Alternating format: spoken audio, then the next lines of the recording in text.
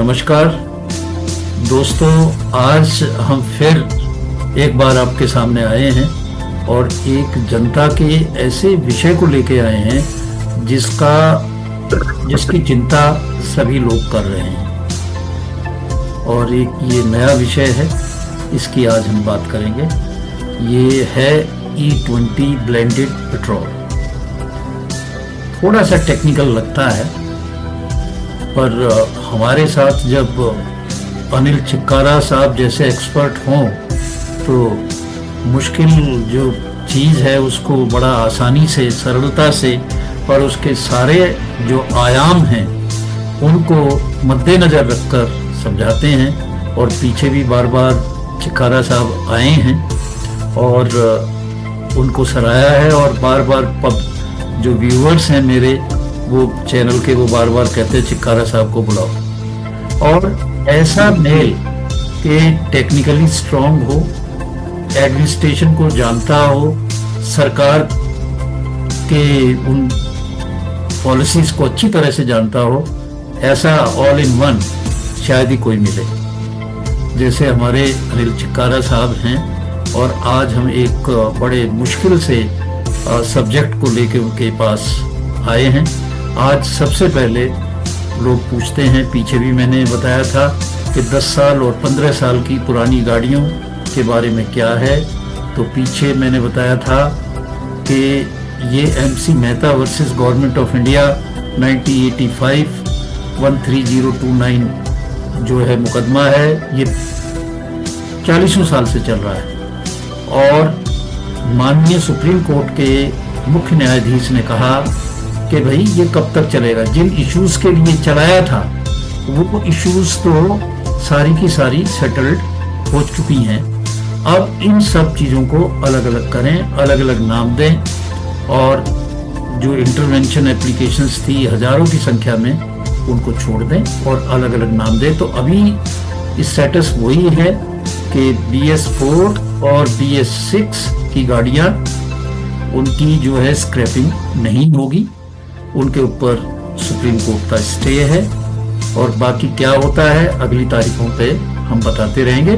आज फिर आपके में हम आते हैं, और सबसे पहले अनिल चिक्कारा साहब का धन्यवाद, थैंक यू चिक्कारा साहब।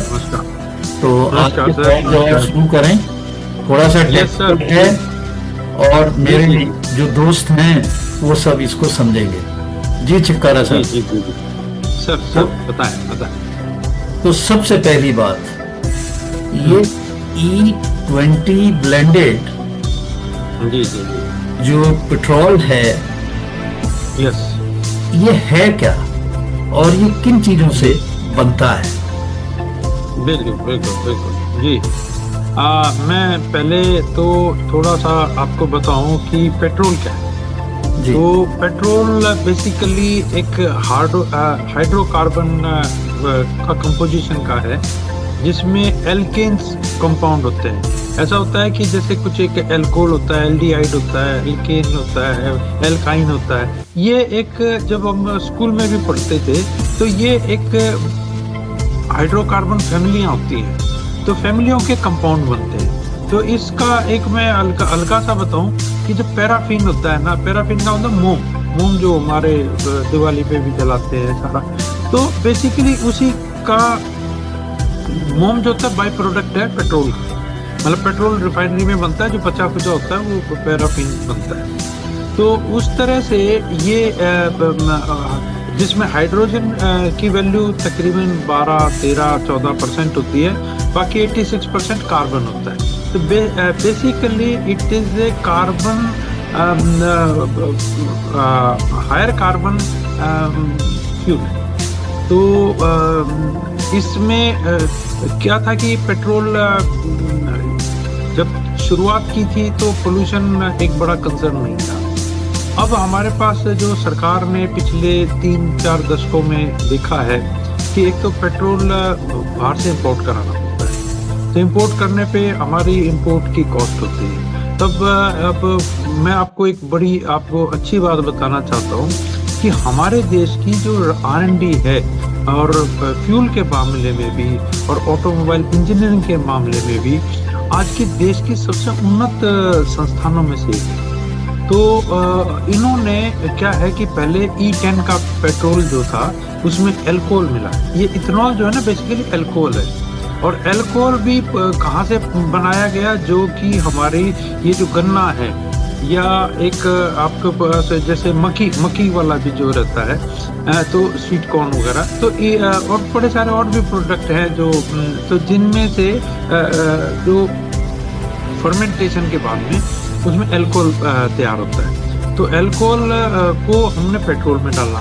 अच्छा, इससे रिजल्ट बहुत अच्छा है। आपको मैं बताऊं कि E10 तो हमारा बहुत पहले से चल रहा था, यानी कि ब्लेंडेड इथेनॉल।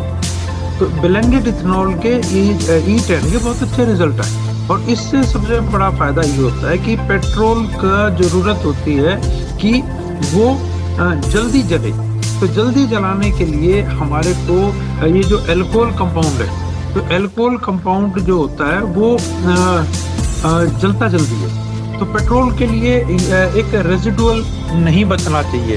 तो अगर आपने देखा होगा कि जो पुराने में जब हम इंजन ऑयल निकालते हैं, सर्विस में करते हैं, तो इंजन ऑयल काला हो जाता है। तो काला होने के कारण उसमें जो जला हुआ जो पेट्रोल है वो बेसिकली कार्बन होता है, जिसकी वजह से वो काला रंग उसमें आता है। तो अब एक सेकंड जी, जरा मैं चार्जिंग पे भी लगा। हाँ, आप ये कर लो, वो थोड़ा सा भी हो रहे हो। हाँ, मैं वो देखा एकदम कि इसकी तो बिल्कुल ही परसेंटेज कम हो गई थी। तो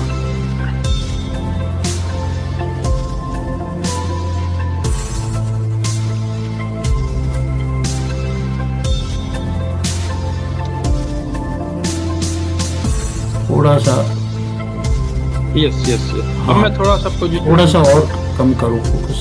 हाँ, बस इस पे हो, इतना। हाँ, ठीक है, वो चार्जर की तरफ जाना पड़ा ना जी। हाँ सर, मैं बात कर रहा था कि हमारे को पेट्रोल जलने के बाद में उसमें कालस पैदा होती है। तो जो कालस पैदा होने का जो तरीका था, तो वो पहले की गाड़ियों में बार बार इंजन ऑयल भी हमें बदलना पड़ता था। अगर आपको पुराना टाइम याद हो, 5000 किलोमीटर में भी इंजन ऑयल काला हो जाता था। और आज की तारीख में इंजन ऑयल की रिप्लेसमेंट हम 10,000 के बाद भी करते हैं, तो इंजन ऑयल परफेक्ट मिलता है। तो ये वजह है कि हमने फ्यूल की क्वांटिटी को इम्प्रूव किया। और यानी कि फ्यूल का मतलब है कि आप जले और ना उसमें पोल्यूशन पैदा हो, ना रेजिडुअल। चिक्कारा साहब ये कहना चाह रहे हैं कि E20 के मिलने से जो हमारा इमिशन है, पॉल्यूशन इमिशन है, वो कम हो जाता है। हाँ, बिल्कुल। तो ये बिल्कुल। अच्छा, एक जो सवाल मेरे जहन में है, तो मुझे शुरू में बोलना चाहिए था कि ministry of petroleum and natural gases ने 17 फरवरी 2026 को एक नोटिफिकेशन जारी किया। हाँ जी। और उस नोटिफिकेशन में ये मैंडेटरी कर दिया, जरूरी कर दिया कि 1 अप्रैल 2026 से किसी भी पेट्रोल पंप पर वो जो पेट्रोल आपको नॉर्मल मिलता था वो नहीं मिलेगा। जो पेट्रोल मिलेगा वो E20 ब्लेंडेड होगा, यानी कि उसमें 20% एथनॉल और 80% पेट्रोल दोनों मिलके मिलेगा। तो इसके कई लोगों में बड़े भ्रम है और वो इस बात को समझ नहीं पा रहे हैं कि इसका होगा क्या। क्योंकि अगर हम देखें तो पेट्रोल की गाड़ी जो भी अभी है 15 साल के लिए तो नहीं लाई, उससे ज्यादा भी सुप्रीम कोर्ट में मामला है। तो ये जो E20 ब्लेंडेड पेट्रोल आया, E20 ये आया 2023 में, और जो 15 साल के हिसाब से लगाए तो समझो कि 2011 के 2023 तक लगभग पूरे देश में 23 1.4 करोड़ यानी कि लगभग 23.5 करोड़ गाड़ियां हैं जो E20 कंप्लायंट नहीं है।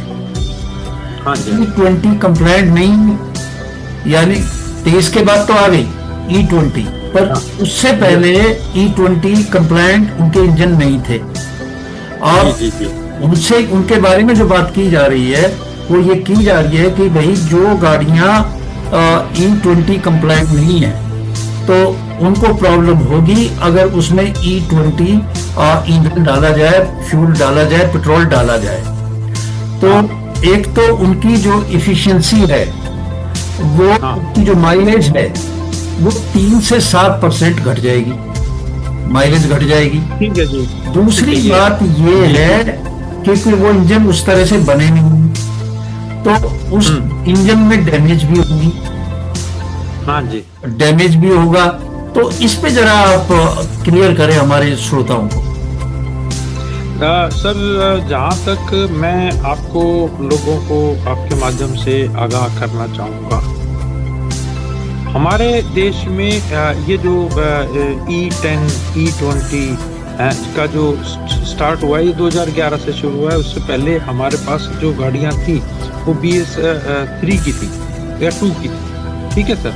लेकिन जो BS2 और BS3 और BS4 इनमें एक टेक्नोलॉजी का डिफरेंस आया। इसमें सबसे बड़ा डिफरेंस आया है कि हमारे को हमने इंजन के जो डिज़ाइन में कंप्रेशन रेशियो तो हमने बढ़ा दिया। अगर मैं आपको अपने स्कूल टाइम की बात करता हूँ तो हमारे को बताया गया था कि पेट्रोल का कंप्रेशन रेशियो 6 है, 1 वर्सेस 6, और आज की तारीख में हमारे पास जो पेट्रोल गाड़ियों का कंप्रेशन रेशियो है वो 12 है। तो पुराने ज़माने में तो इथेनॉल 78 था, मतलब जो RON की जो आपने जिक्र किया था, तो वो पेट्रोल। एक सेकंड चाहूंगा। हाँ, ये RON को भी आप क्लियर कर दे साथ में। हाँ, मैं RON से ही शुरू कर रहा हूँ सर। हाँ। कंप्रेशन रेशियो और RON से ही शुरू हो रहा है। तो अगर आपको थोड़ा सा पुराने टाइम में याद हो कि जैसे आप स्कूटर चलाते थे, कार चलाते थे, एक आवाज आती थी पटाख पटाख, ऐसा लगता था जैसे कि कोई एकदम ब्लास्ट हो रहा है। और स्कूटर में भी थी जो कार्बोरेटर वाले स्कूटर होते थे, पेट्रोल कारों में भी कार्बोरेटर वाली गाड़ियां भी थी। तो ये वजह जो चीज होती थी कि हमारा कंप्रेशन रेशियो और RON का मतलब होता है रिसर्च ऑक्टेन नंबर। तो रिसर्च ऑक्टेन नंबर का मतलब हुआ कि जितना हमारा इंजन इम्प्रूव्ड है, जितना हमारा इंजन का कंप्रेशन रेशियो बढ़ेगा तो हमारे को RON भी बढ़ाना पड़ेगा। और हम आपको पहले अगर आपको थोड़ा सा बता दें तो हाई ऑक्टेन के लिए अलग से पैसे देते थे पेट्रोल पंप पे। मैं ये रखता था, हाँ जी, एक ये वाला भी प्रीमियम क्वालिटी का पेट्रोल है। तो प्रीमियम क्वालिटी का पेट्रोल जो होता था वो RON हायर वैल्यू का था, तो उसके पैसे हम पहले ज़्यादा देते थे। आज की तारीख में सरकार वो उसी RON को ही आपको नॉर्मल रेट पे दे। तो हम लोगों ने अभी भी ये जो पिछले 5-7 सालों से जो बात की जा रही है, हमने RON को जो कि 90 से कम था और अब हमने 95 पे लाया। तो इसका मतलब है कि we are getting improved petrol at no cost. मतलब हमारे को जो एक इम्प्रूव्ड पेट्रोल मिलना चाहिए था हायर कॉस्ट पे, वो नॉर्मल रेट पे मिल रहा है। तो ये हमारे लिए एक पॉजिटिव साइन है। अभी आपने एक और बात बताया कि ये हम ये माने कि अगर RON की वैल्यू ज्यादा है, यस, तो ये कि उसके पॉजिटिव है और इंजन में जो डैमेज के चांसेस हैं वो कम होंगे। क्योंकि अभी जो ऑर्डर है उस ऑर्डर में कहा गया है कि जो E20 फ्यूल है ये विद 95 वैल्यू ऑफ RON उपलब्ध कराया जाए हर पेट्रोल पंप से। हाँ, तो मतलब ये हमारे लिए सोसाइटी के लिए एक सरकार द्वारा एक अच्छा एक तरह से गिफ्ट दिया जा रहा है हायर क्वालिटी का पेट्रोल। अभी मैं आपको और भी इसमें भ्रांतियां कुछ ज्यादा है। हमारे देश में हम एक बड़ा शक करने की जो एक मीडिया, जिसमें भी एक बहुत बड़ा एरिया है जो इस तरह के को अफवाहों को कम नहीं करके उल्टा बढ़ाता है। तो उसमें अभी ये कहने लगे हैं कि 2011 से 2023 की जो 23 करोड़ गाड़ियां हैं, इन गाड़ियों में तो डैमेज हो जाएगा।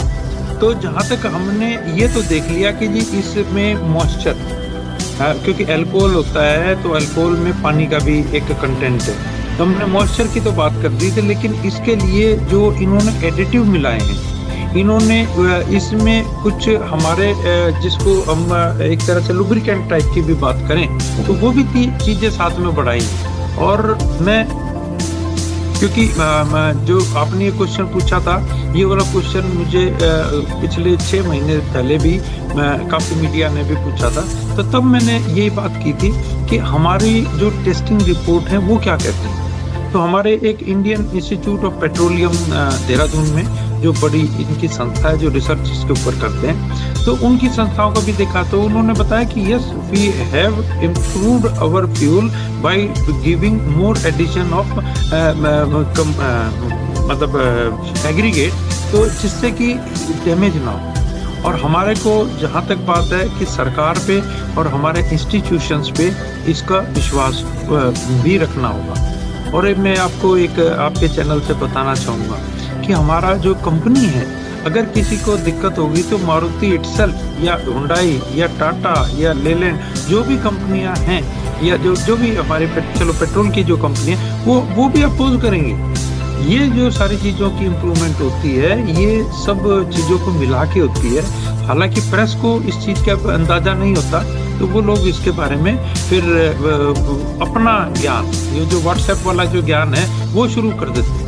मैं इनकी बात भी सही कहता हूँ कि यस इसमें पानी भी है, मॉइस्चर भी है और ये इरोजन करेगा। तो सर इरोजन के साथ में जो उन्होंने एडिटिव डाले हैं प्रोटेक्शन के लिए, उसकी जिक्र नहीं करते। और हाँ, रही बात है कि यही टेस्ट लैब पे अपने कंपोनेंट, रबर कंपोनेंट या गास्केट कंपोनेंट पब्लिक भी जाती है, वो they can take it up to these agencies कि लाओ जी मेरी टेस्ट लैब पे चेक करके दो कितना इरोजन हो गया। हाँ, अगर हमारे पास कोई साइंटिफिक रिपोर्ट हो तो हम जरूर उसके ऊपर बात करेंगे। लेकिन देश ने 20% हमारा जो फॉरेन एक्सचेंज जो बचाया है, ये एक अचीवमेंट है हमारे लिए। और हमारे को अपनी रिसर्च लैब्स के ऊपर एक बहुत अच्छा एक कॉन्फिडेंस होना चाहिए, विश्वास होना चाहिए और उन्हें कॉम्प्लीमेंट करना चाहिए कि आप हमारे रिसर्च के साथ में। चिकारा साहब, आपकी बात से तो मैं बिल्कुल इस लिहाज से तो सहमत हूँ कि अगर हम 2014 जब से ये थोड़ा बहुत मिलाना शुरू किया है, हाँ जी, एथनॉल 5% था, 10% था, तो जब से जो फिगर आई है अब तक 1,36,000 करोड़ रुपए की सेविंग हुई है। जी बहुत बढ़िया सर। और जो है 6.98 6.98 करोड़ टन कार्बन मोनोऑक्साइड को कम किया है। इसमें रिपोर्ट तो सही है, पर जो एप्रीहेंशन है वो स्टैंड करता है कि जो 2023 से पहले की गाड़ियां हैं, तो E20 से जो, क्योंकि अब सब पेट्रोल पंप पे और तरह का पेट्रोल तो मिलेगा नहीं, केवल एक ही पेट्रोल मिलेगा जो E20 होगा, यानी कि 20% एथनॉल के साथ में। तो उससे जो इंजन है उसमें कितनी डैमेज होगी और जो माइलेज है कितनी कम होगी। अगर रिपोर्ट ऐसी नहीं आई है कि ऐसा होता है, तो मतलब इस तरह की रिपोर्ट की ये हो रहा है, तो ऐसी भी नहीं होगा। तो ऐसी भी कोई किस तरह की स्टडी देहरादून का जो रिसर्च है उसने की हो कि हमने जो E20 कंप्लायंट गाड़ियां नहीं है उन E20 वाला फ्यूल डाले जी, तो उसमें डैमेज नहीं होगा और माइलेज में फर्क नहीं पड़ेगा, ऐसी भी तो रिपोर्ट नहीं है। देखिए सर, जहाँ तक बात, अगर आप इनके रिपोर्ट पे जाएं, मैं खुद आपको लोगों को ही कहता हूँ कि आप गूगल पे ही देखें जो सरकार की रिपोर्ट है, तो उन्होंने क्लैरिफाई कर चुके हैं ये वाली चीज़ कि जी हमने इनके ऊपर डैमेज नहीं पाया। कि उन्होंने एक बात जो मैंने आपको इन गाड़ियों का जो कैलोरीफिक वैल्यू है, आपके थोड़े से सिग्नल डिस्टॉर्ट हो गए। हाँ हाँ जी जी, तो आप सही कर लें जरा। हेलो हेलो, हाँ घूम गया कोई फोन आया। ठीक, हाँ जी जी जी जी। तो इन जो E20 है या नॉर्मल जो था, इसमें जो एक कमी आई है वो है कैलोरीफिक वैल्यू। तो कैलोरीफिक वैल्यू कम होने की वजह से इसकी एवरेज में जो 2-3-4% की बात ही फैक्ट, मैं इस बात को एग्री करता हूँ कि भाई आपने अगर 100 रुपए की कुछ चीज़ खरीदी है और आपको 95 रुपए का उसमें या 94 रुपए का सामान मिला है, 4-5 रुपए आपके को जो जो जो कैलोरीफिक वैल्यू आपको कम मिली है वो मेरे को कंपनसेट होनी चाहिए। मैं इस बात के लिए बल्कि जो सरकार ने नहीं कहा, जो मीडिया ने नहीं कहा, मैं आपको बता रहा हूँ, yes this is the fact कि कैलोरीफिक वैल्यू कम है। तो अब उसके ये तो बात हो गई कि जो हमारे को सोसाइटी को कम मिला।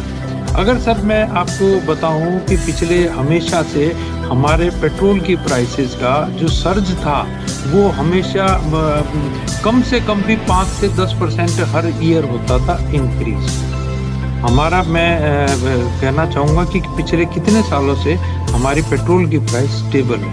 तो कम से कम एक सेटिस्फेक्शन। उसका कारण जो है वो यही है कि इथेनॉल मिला हुआ पेट्रोल आ रहा है। हाँ, तो देखो जी, हमारे को कॉस्ट बढ़ाई तो नहीं ना।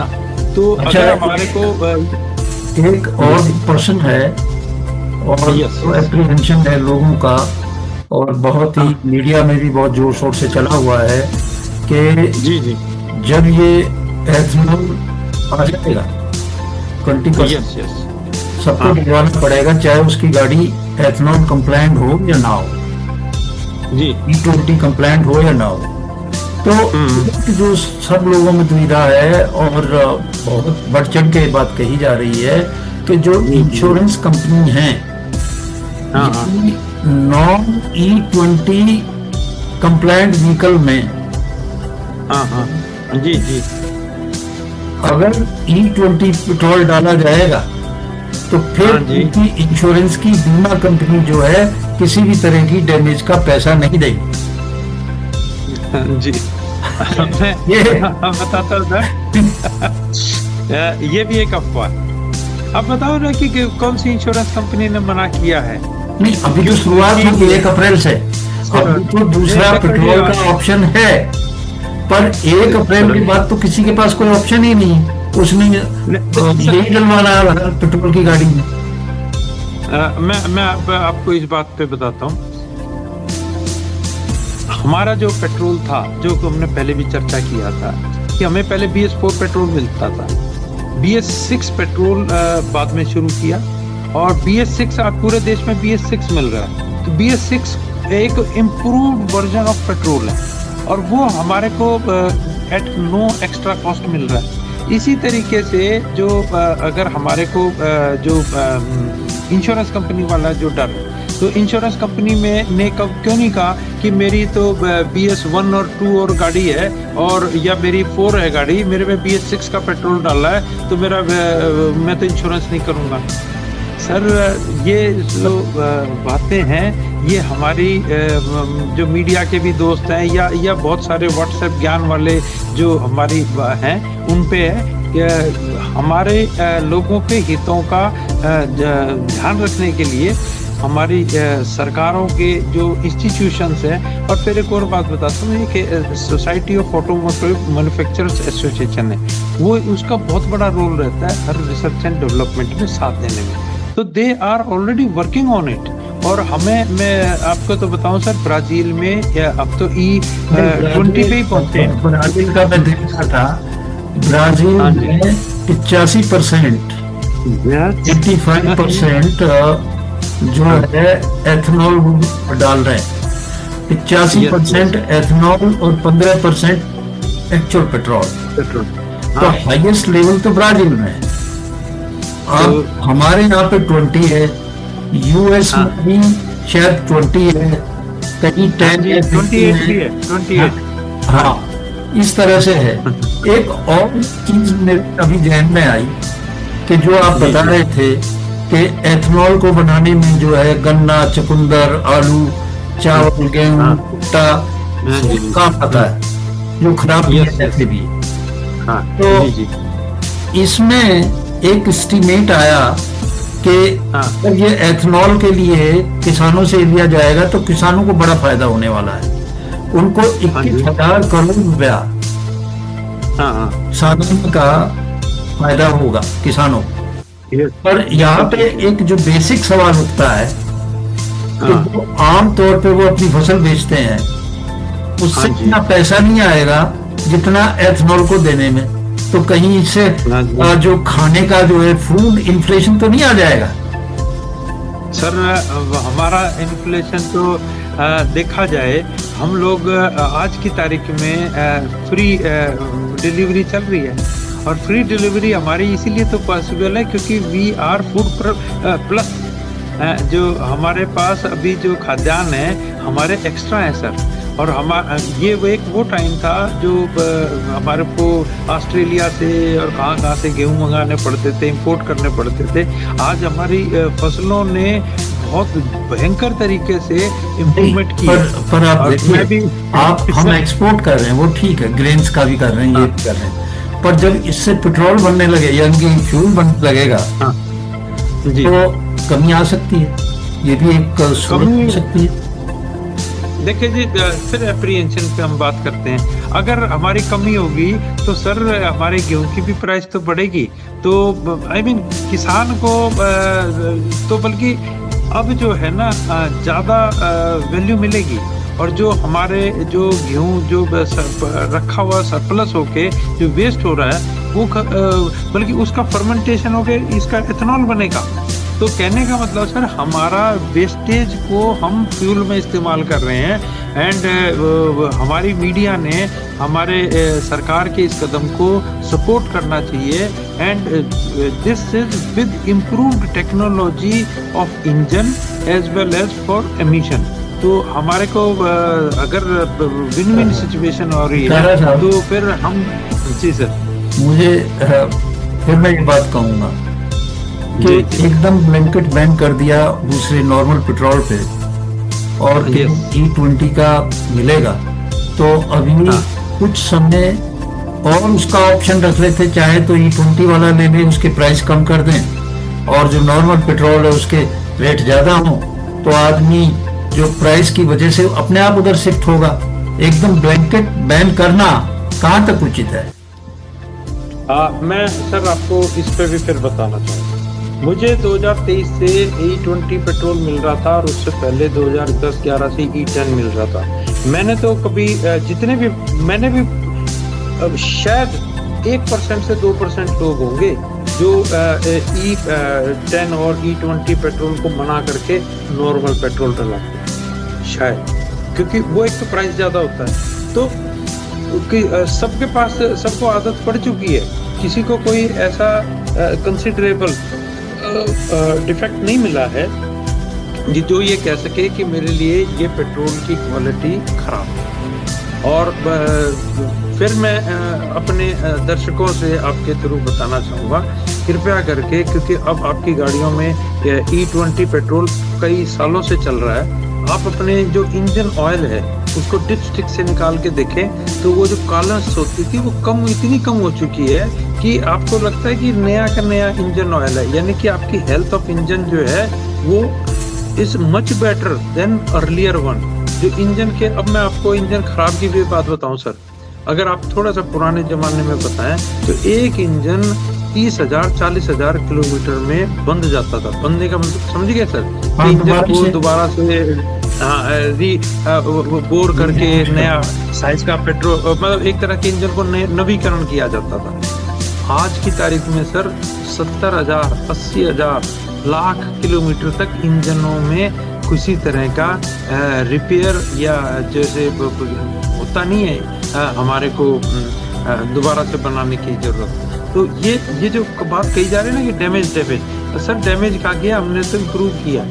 तो हमारी जो क्वालिटी है वो टेक्नोलॉजी में भी, इंजन की क्वालिटी, उसके साथ फ्यूल की क्वालिटी में हमने इम्प्रूवमेंट की है जी। और तो पेशेंस भी रखने की जरूरत है सर। खारा साहब, तो जी सर, मैं अपने दर्शकों को ये कह सकता हूँ स्पष्ट रूप से कि भाई चिक्कारा साहब का जो मत है वो ये है कि इससे कोई फर्क नहीं पड़ेगा। गाड़ी चाहे E20 कंप्लायंट हो या ना हो, जो फ्यूल होगा E20 वो गाड़ी के इंजन को डैमेज नहीं करेगा और माइलेज थोड़ी बहुत कम हो सकती है जैसा आपने कहा, और कोई असर इस पे नहीं होगा। और इसके बड़े फायदे हैं। इसका एक तो पर्यावरण शुद्ध होगा, दूसरा जो हमारा इंपोर्ट पे पैसा खर्च होता है फ्यूल के वो कम होगा, और जो कम होगा तो वो सरकार जो है उस बेनिफिट को एक आम कंज्यूमर तक भी शिफ्ट कर सकती है। तो कुल मिला के E20 में जो एप्रीहेंशन प्रेस में हो रहा है बहुत जोर शोर से कि E20 की वजह से जो 2023 से पहले की जो गाड़ियां हैं उनको नुकसान होगा, तो सब जो है उससे डरने की जरूरत नहीं है, ऐसा कुछ भी नहीं होगा। परंतु फिर भी मैं चाहता हूँ इस बारे में PIL भी सुप्रीम कोर्ट में 2025 में एडवोकेट अक्षय मल्होत्रा ने डाली थी और सुप्रीम कोर्ट ने उसको टर्न डाउन कर दिया इस ग्राउंड पे कि ये एडमिनिस्ट्रेटिव इशू है और supreme court administrative issue decide नहीं करता, ये उनकी डोमेन में नहीं है और ये सरकार की पॉलिसी का हिस्सा है। तो हम इस एश्योरेंस के साथ कि कुछ ज्यादा गड़बड़ होगी नहीं, थोड़ी बहुत होगी, उसको मैनेज करने, तो ये हम कह सकते हैं अपने दर्शकों से। यस सर, यस, बिल्कुल बिल्कुल कहिए। मेरा अल्टीमेटली जो मैसेज था वो यही था जो आपने एक्सप्लेन किया है कि घबराने की जरूरत नहीं है। उनकी गाड़ियों में कोई ऐसे गास्केट, रबर आइटम या पिस्टन या इंजन, उसमें कोई ऐसे सीरियस कोई डैमेज जो व्हाट्सएप पे या मीडिया में बताए जा रहे हैं, आप गो ऑन प्रैक्टिकल और सरकार के स्टेटमेंट या इंस्टीट्यूशन के स्टेटमेंट पे विश्वास रखें और सरकार हमारे सोसाइटी को अपग्रेड करने में प्रयासरत। तो मैं यही कहूँगा कि बहुत जोर शोर से प्रचार चल रहा है और सरकार को इसका स्पष्टीकरण देना चाहिए। एक आध जो स्टडी की गई है उस स्टडी का हवाला देना चाहिए, क्योंकि अगर इंश्योरेंस कंपनी पीछे हट गई तो नुकसान होगा, बहुत नुकसान होगा। उनके भी भ्रम को दूर करना चाहिए। और इस चीज की बड़ी कमी है इसकी, क्योंकि आप नेट पे ढूंढो तो कमी नजर आ रही है और प्रेस भी मैं कहता हूँ जो मुख्य मीडिया है वो भी इसकी कमियों को गिना रहा है और एक तरह से है, तो उस डर की अगर आवश्यकता नहीं है। बड़े अच्छे नोट की बात है ये, तो अच्छे नोट पे हम लोग लास्ट में पहुंच चुके हैं। और मैं फिर से अनिल चिक्कारा साहब का धन्यवाद करूंगा कि जो एक भ्रांति फैल रही थी उसको उन्होंने क्लैरिफाई किया कि डरने की बात नहीं है। 2023 का से पहले की गाड़ी हो तो कोई डरने की बात नहीं है, आप आराम से चलाइए, पेट्रोल लीजिए, हो सकता है कि पेट्रोल के दाम और घट जाए। ये होना चाहिए, इसकी हम आशा करते हैं और इसकी डिमांड करना मैं आपके साथ। तो आज इन शब्दों के साथ हम आज आपसे विदा लेते हैं और चिक्कारा साहब आपका बहुत बहुत धन्यवाद, आप हमारे शो में आए, आइंदा भी आते रहेंगे। सभी दर्शकों को नमस्कार।